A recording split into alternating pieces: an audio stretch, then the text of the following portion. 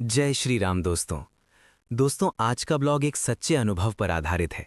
ये सिर्फ एक कहानी नहीं है, बल्कि एक ऐसा अनुभव है जो हमें ये सिखाता है कि जब जीवन में सब कुछ टूटता हुआ नजर आए, तब भी अगर विश्वास बना रहे तो प्रभु रास्ता जरूर निकालते हैं।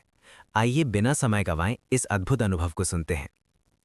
एक बहन ने अपना अनुभव साझा किया। उन्होंने अपना नाम और स्थान गुप्त रखने की इच्छा जताई। उनका जीवन शुरू से ही भक्ति से जुड़ा हुआ था। वे नवरात्रि के व्रत रखती थीं और भगवान शिव की उपासना करती थीं। परिवार का माहौल भी धार्मिक था, इसलिए भक्ति उनके जीवन का एक स्वाभाविक हिस्सा थी।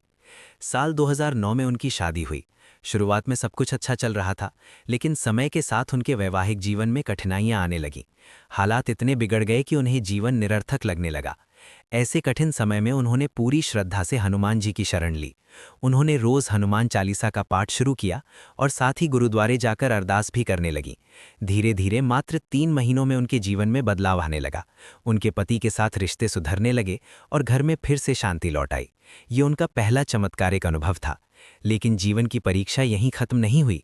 कुछ समय बाद उनके पति पर भारी कर्ज हो गया। परिस्थितियां इतनी खराब हो गईं कि उन्हें 50 लाख के कर्ज के साथ घर छोड़कर किराए के मकान में रहना पड़ा। फिर भी उन्होंने अपनी भक्ति नहीं छोड़ी। उनके पति भी बचपन से ही हनुमान जी के भक्त थे और व्रत रखते थे। दोनों ने मिलकर भक्ति जारी रखी। धीरे धीरे परिस्थितियां बदलने लगी। उनके पति के काम में उन्नति हुई और कुछ ही वर्षों में वे कर्ज से मुक्त हो गए।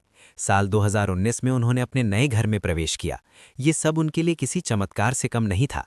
अब जीवन पटरी पर आ चुका था, लेकिन 2023 में एक नई समस्या सामने आई। उनके पति, जिन्होंने वर्षों पहले शराब छोड़ दी थी, गलत संगत में पड़कर फिर से उस आदत में लौट आए। घर का माहौल बिगड़ गया।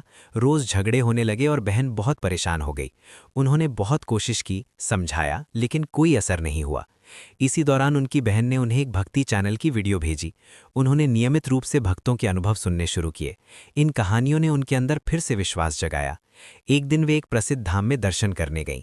वहां उन्होंने मन ही मन प्रार्थना की, प्रभु, अगर आप मेरी सुन रहे हैं तो मुझे कोई संकेत दीजिए।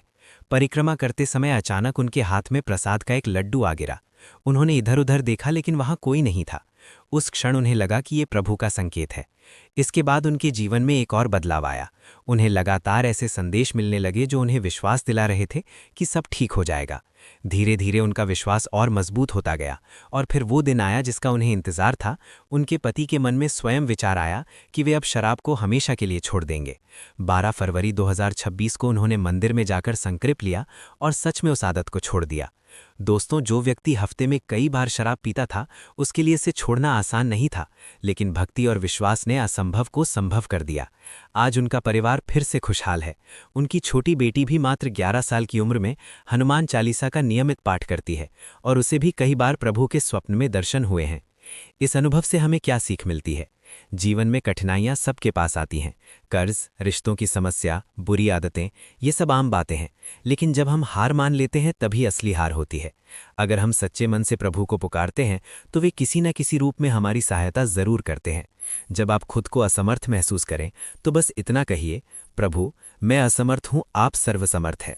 यही समर्पण चमत्कार का कारण बनता है। अंत में प्रभु के चरणों में कुछ पंक्तियां। अतुलित बलधामम हेम शैलाभ देहम दनुजवन कृशानुम ज्ञानिनाम अग्रगण्यम सकल गुण निधानम वानराणाम अधीशम रघुपति प्रिय भक्तम वात जातम नमामि। अर्थात मैं उस पवन पुत्र को प्रणाम करता हूँ जो अतुलनीय बल के धाम है, स्वर्ण पर्वत के समान तेजस्वी है, दानवों का नाश करने वाले हैं, ज्ञानियों में श्रेष्ठ हैं और श्रीराम के परम प्रिय भक्त हैं। दोस्तों, अगर ये अनुभव आपके दिल को छू गया हो तो इसे लाइक और शेयर जरूर करें। आपके विचार कमेंट में जरूर लिखें। जल्दी मिलेंगे एक और अद्भुत अनुभव के साथ। तब तक के लिए जय श्री राम, जय हनुमान।